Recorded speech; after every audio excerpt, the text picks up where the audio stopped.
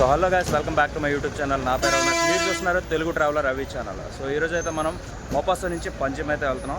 So right now నేను వచ్చేసి Maupassant new bus stop దగ్గర అయితే ఉన్నాను అనమాట. సో నేను వెళ్ళబోయే బస్సు ఇవన్నీ చూపిస్తాను మీకు ఇప్పుడు.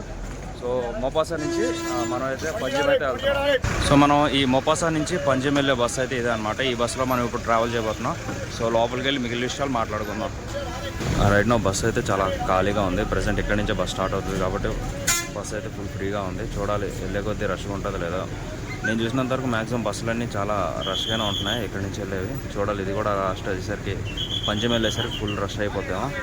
ఇక్కడ ఈ బస్సులకి ఏంటంటే టికెట్ అలాంటిది ఏమి ఉండదు అనమాట. సో మనకి ఏరియా చెప్తే ఏరియా పట్టించి డబ్బులు తీసుకుంటారు అంతే. టికెట్ ఏమవరు, జస్ట్ డబ్బులు తీసుకొని ఆ ఏరియాలో మనల్ని దించేస్తారనమాట.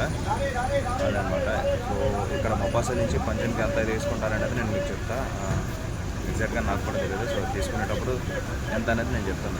సో ఇక్కడ అరుస్తున్నారు కదా, ఈయన అనమాట మా కండక్టర్ గారు వచ్చేసి. సో ఇలా మీకు కాంప్లెక్స్ దగ్గర అరుస్తూ ఉంటారు. పంచం వెళ్ళే బస్సులు కానీ లేదంటే మొపాసా వెళ్ళే బస్సులు కానీ ఇలాంటివన్నీ అరుస్తూ ఉంటారు. సో ఇప్పుడే ఏదో లగేజ్ వచ్చింది. లగేజ్కి మనుషులు రాకపోయినా పర్లేదు, అక్కడ చూసి ఆ లగేజ్ తీసుకొని లగేజ్ పాటు అమౌంట్ వాళ్ళకి ఇచ్చేస్తే సరిపోద్ది, పర్సన్ ఉండక్కర్లేదు. సో ఏదో గుడ్ థింగ్ అని చెప్పాలి. ఇంకా మనం ఈ బస్సులో చూసుకున్నట్లయితే లగ్ స్పేస్ వచ్చేసి సో పెద్ద స్పేస్ ఏం లేదు. లగ్ స్పేస్ వచ్చేసి కొంచెం ఇరుగ్గానే ఉంది. మనకి 10,000 బస్సులు ఉంటాయి కదా మన సైడ్, సో అంతకంటే కొంచెం ఇరుగ్గానే ఉంది చూసుకున్నట్లయితే. సో బస్సు అయితే మెల్లిగా ఫుల్ అయింది. ఇంకా సిట్టింగ్ విషయానికి వస్తే 2+2 సిట్టింగ్ వచ్చేసి ఈ బస్సులో ఉంది. మనకి కొన్ని బస్సులు 3+2 సిట్టింగ్ ఉన్నాయి కానీ అవి చాలా తక్కువ బస్సులు, అలాగా 2+2 ఎక్కువ ఉన్నాయి. మనకి ఇటువైపు బస్సులన్నీ కూడా ఒకప్పుడు మన సైడ్ సిటీ బస్సులు అనేవారు కదా, సో ఆ కైండ్ ఆఫ్ బస్సుల్లో ఉంటాయి మొత్తం అన్నీ కూడా చూసుకోవచ్చు.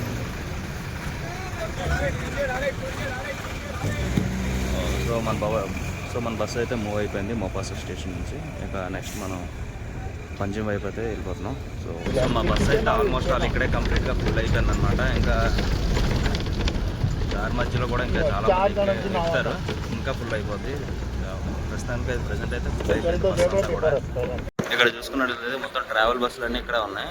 సో ఇక్కడ నుంచి పంచం అయితే ఆల్మోస్ట్ వాళ్ళు 12 కిలోమీటర్లు అయితే ఉందన్నమాట. సో చూడాలి 12 కిలోమీటర్లకి ఎంత ఛార్జ్ చేస్తారనేది. నాకు తెలిసి 30 రూపాయలు ఇలా ఛార్జ్ చేస్తారు. ఇక్కడ చూసుకున్నట్లయితే వుడ్తో చేసినవి చాలా ఉన్నాయి చూడండి.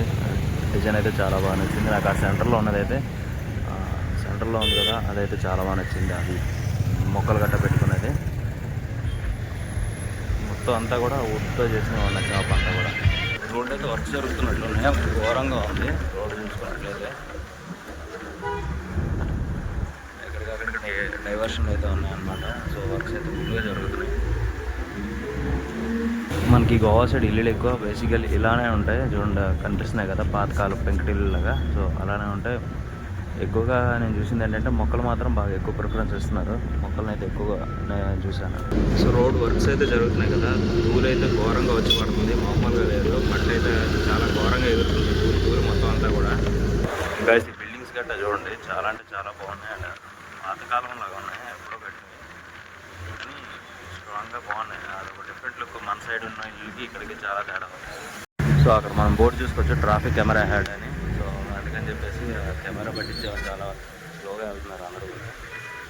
స్లోగా అండ్ ఒక లైన్లో వెళ్తున్నారు. నెక్స్ట్ ఇక్కడ మెయిన్గా చాలామంది భయపడేది ఎవరికంటే అక్కడ కనిపిస్తున్నారు కదా గోవా పోలీసు. సో వాళ్ళకైతే అందరూ భయపడతారు, ఎందుకంటే రూల్స్ అండ్ రెగ్యులేషన్స్ కరెక్ట్గా ఫాలో అయితే వాళ్ళు ఏమంటారు, కానీ లేకపోతే మాత్రం ఫైన్ నుంచి కొడతారు.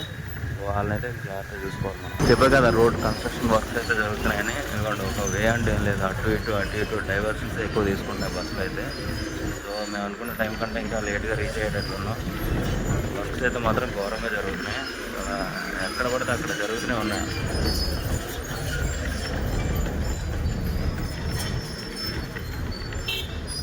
మీకు ఇప్పుడు ఒక దర్శనం చూపిస్తారు, ద కింగ్ కాలేజ్ అండి. ఛత్రపతి శివాజీ గారి అయితే స్టాచ్యూ చూడండి ఎంత పెద్ద ఉందో. ఈరోజు మనం చేస్తున్న ఈ బస్ జర్నీలో ఫస్ట్ మనకు కనిపించిన బీచ్ ఇది అనమాట. ఫస్ట్ మనకు కనిపించిన సముద్రం.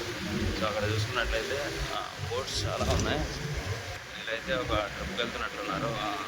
బోట్ తీసుకొచ్చి మధ్యలో ఆపేశారు. సో అక్కడ ఫోటోషూట్ అయితే జరుగుతుంది.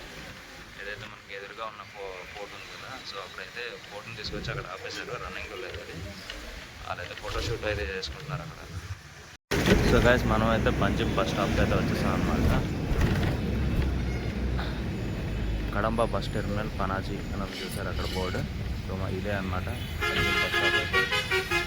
గైస్ ఫైనల్లీ మనమైతే పంజిమ్ బస్ స్టాప్కి అయితే వచ్చాం అనమాట. అదే ఇప్పుడు పంజిమ్ అని పిలుస్తారు, ఒకప్పుడు మాత్రం పనాజీ, అదే గోవా క్యాపిటల్ ఉంది కదా. సో పనాజీకి అయితే మనం వచ్చేసాం అనమాట. మనకి ఈ 12 కిలోమీటర్లకి దగ్గర దగ్గర ఒక అరగంట అయితే టైం పట్టింది. జర్నీ టైం వచ్చేసి 30 రూపాయలు అయితే ఛార్జ్ చేశారనమాట. సో అది గైస్ వీడియో.